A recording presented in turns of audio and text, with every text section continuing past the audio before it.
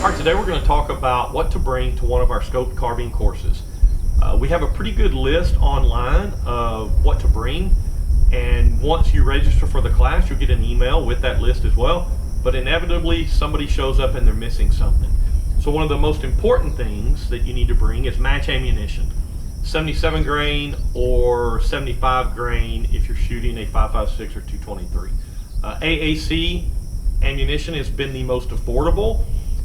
Also, Hornady makes some really good 77 and 75 grain match ammunition as well. So bring match ammunition for the first part of the class.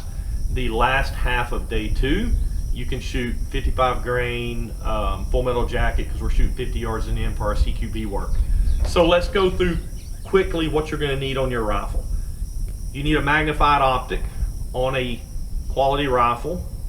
You need a bipod. You need rear bags, hearing protection, load-bearing equipment, a pistol with 100 rounds of ammunition and a pistol belt. Okay. Now I'll talk a little bit more in detail about each one of these. So let's start with the bags. A lot of good bag choices out there. These two here are from Bipod bags, and they're the light fill and they're really good bags. Armageddon Gear makes some high-end or high-quality bags that you see a lot of shooters using. I don't have any of those yet, but there's some on the way. And then I've got this one Tigris bag off of Amazon. Cheap bag, but it is actually my favorite bag due to the shape of the bag. It's got light fill in it, but I like the shape of the bag. You'll hear it referred to as a C-style bag or clamshell bag. So you can put it over a barricade, then put your rifle on top of it to shoot. And the bags have different fill weights. So research what you're getting and know that there is a difference. Light fill has some pros and cons to it, so does heavy fill, okay? Bipods.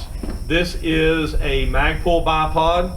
This is an Atlas bipod. You're looking at about $110 for a Magpul or a Harris, which I don't have my Harris bipod here, but I do have several Harris bipods, and they're about the same price as the Magpul.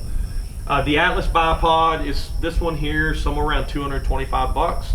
And in both of these, I would put priced on the lower end of the bipod price range, because you can spend 600 plus on bipods, and in my opinion, I don't think it's worth it. Your Harris, your Magpul, and your Atlas will do just about anything that you need to do. If you're just going to buy one bipod, look at the Harris. That's a good place to start, and then you can figure out what you like from there. So, rifles. This is a LaRue complete rifle. This is a Dark Horse Firearms complete rifle. Both of these manufacturers make quality rifles, all right? So they're good places to start. Then you need good glass. Spend your money on your glass. If you cannot afford to buy a quality high-end rifle and high-end glass, then buy your lower end rifle, spend the money on your glass. So this is a EOTech Voodoo 1-10 with their tree style reticle in it. This is a Steiner 5-25 with their competition reticle in it. I would say that a 5-25 is a little too much magnification for a scoped carbine. In my opinion, the perfect power range is going to be a 3.5 to 18 or a 2 to 20 for a scoped carbine. All right. Tree style reticles are going to be very advantageous in courses like this. When I say tree style, if you don't know what I'm talking about, like the Horus reticles, the Trimmer 3s, the H59, H58, things like that.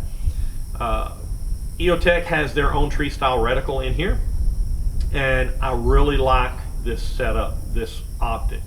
So minimum top end magnification, in my opinion, if you're coming to do a scoped carbine course, is going to be 8 to 10.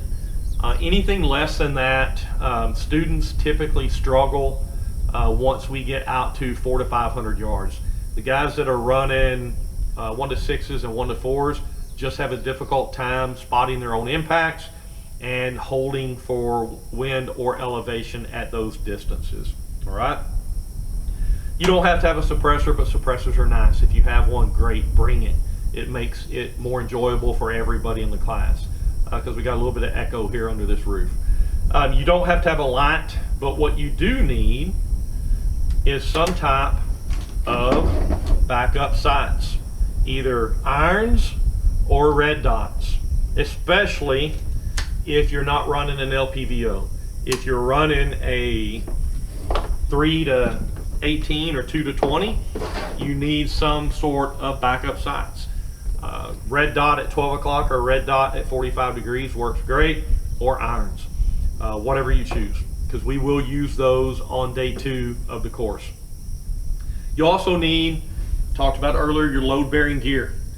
This carries your spare magazines, and you will need this once we get off of our bellies from confirming zero and working on fundamentals and start shooting improvised positions. You should be wearing your load bearing gear that you plan on using with this rifle, because it makes a difference. Shooting without your gear on is totally different than shooting with your gear on. So if you wear a plate carrier all the time, or you're planning on wearing a plate carrier, you need to bring that to class and run the plate carrier. I think that a chest rig is going to be more beneficial, and there's a ton of reasons we could go off down that rabbit trail talking about chest rigs versus plate carriers. So whatever you have, bring it and shoot with it. Then your handgun and belt to carry your handgun. This is a Lead Devil USA belt.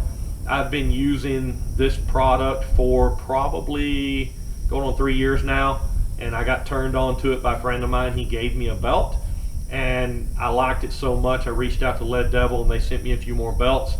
And this is by far my favorite belt I've ever worn. I've worn a lot of belts over my career, and this belt has just enough stiffness to do the job, but also to be comfortable as well. So you can check them out, Lead Devil USA. So hopefully this information is going to help you prep for our class or someone else's class. So when you show up, you have everything that you need. Also, don't forget your hearing protection. You need some sort of hearing protection. If this video is helpful to you, be sure and give us a thumbs up, like and subscribe to our channel, and also hit the notification bell so you'll be notified when we put out more content. Until next time, stay safe and get out there and train.